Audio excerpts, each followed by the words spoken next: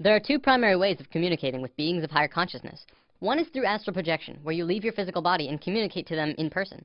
As much as I'd love to break into astral travel right now, we have to save that for later. The other method involves having a being come to Earth and communicate through a trained person, and this is called channeling.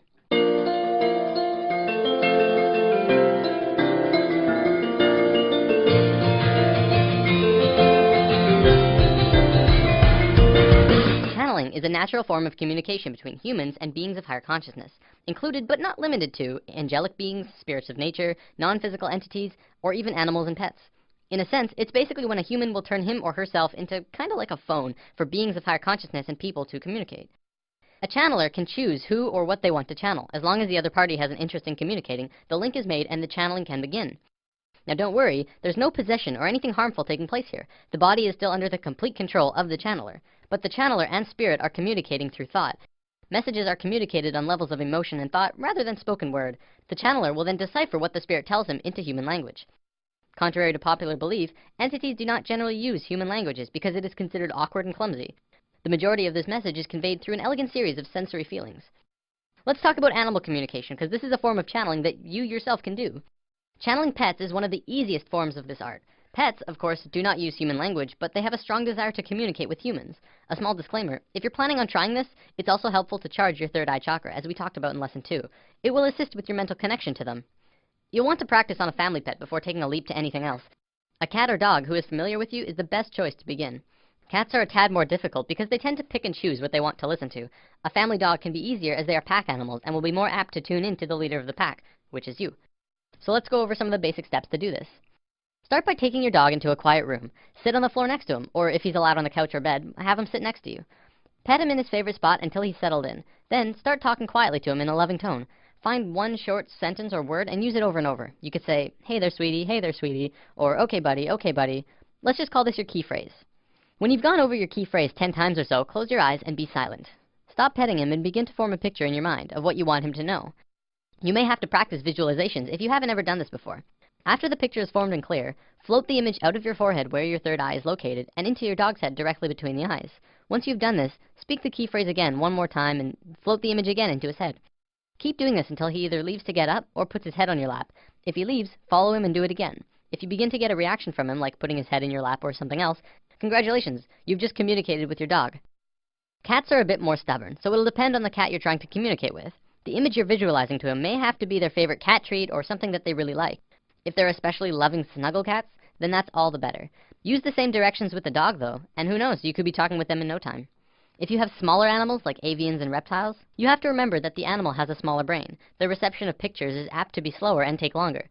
Remember, practice and patience is crucial to learning to do this. You'll probably start with minimal results, but if you're persistent, you will not only master the family pet chat, but other animals around you, like your friends' pets, or pets in the car barking at you as you walk by, and so on. One big question that everyone has around now, well, do they talk back? Yeah, they do. I communicate with my cat Toonie, and he always tells me what he wants, whether it's food, water, or to go outside. I've actually read that horses are really good at communication as well. In an article I'll be posting in the comments of this video, a woman said that one time she had a horse specifically ask for a green apple, not a red one. Had to be green. Of course, she immediately got one and gave it to her, and they started communicating more. I know what you're probably thinking. Well, don't I have to be psychic to do this? Well, yes, but everyone is psychic, but most people don't really realize it. There's a gland in the brain called the pineal gland, which scientists have actually labeled the psychic gland. Through charging your third eye chakra, you begin to activate the pineal gland, and your psychic connection can begin. Just remember to release the concept that you'll hear words, and allow yourself to feel into your animal friend. So now we understand how to channel beings of lower consciousness, animals. For beings of higher consciousness, it's essentially the same thing, only reversed. In this scenario, we are like the animal, and we are communicating with beings who know and understand far more than we do. There's actually a being channeled named Cryon of Magnetic Service. He talks a lot about worldly events and what's going on a global scale. What's interesting is that Cryon has been invited to the United Nations 7 times over the last 13 years. If the UN listens to channeling, maybe it deserves a little more credibility than we realize. On my YouTube, I'm going to be posting small snippets from various channels, but most of them from Crimson Circle. Crimson Circle started out in 1999 when a being named Tobias started communicating with Jeffrey Hope. There's actually a really cool story here. I can't go over all of the details, but Tobias was actually written about in the Bible, in the book of Tobit. This particular book was removed by the church in 1546 during the Council of Trent. Tobias was written as one of the main characters in that book, and Jeffrey and him began communicating more. In 1999, Crimson Circle was formed, a group dedicated to communicating with Tobias and other spirits. Up until recently, it was mostly Tobias who was channeled by the Crimson Council. Tobias then said that he wanted to return to Earth and live another lifetime because he missed physical reality and said his goodbyes. Today, Adamus St. Germain is channeled instead, and he's very lively. A little insight on Adamus: he is what you would call an Ascended Master. An Ascended Master is someone who underwent a process of spiritual transformation and moved into higher states of being beyond physical life. This will make way more sense in future lessons. Okay, I want to wrap up by going over a short list of definitions. During the channelings, you may hear some words that you're not familiar with. Amyo is absolute and pure trust in the self, the realization of the I am. Makyo are kind of like lies that you tell yourself, that take you away from the I am, like I'm not good enough or I can't do it yet. Kind of like the opposite of Amyo. Ascension is the process of going from one lifetime to the next while staying in the same physical body. Kaldra, you may hear this one a lot actually. Kaldra is the nickname that Tobias gave to Jeffrey. So if you ever hear Jeffrey say during a channeling, Kaldra doesn't want me to say this, but I will anyways, that's Adamus speaking through Jeffrey about Jeffrey, whose nickname is Kaldra. Is that confusing?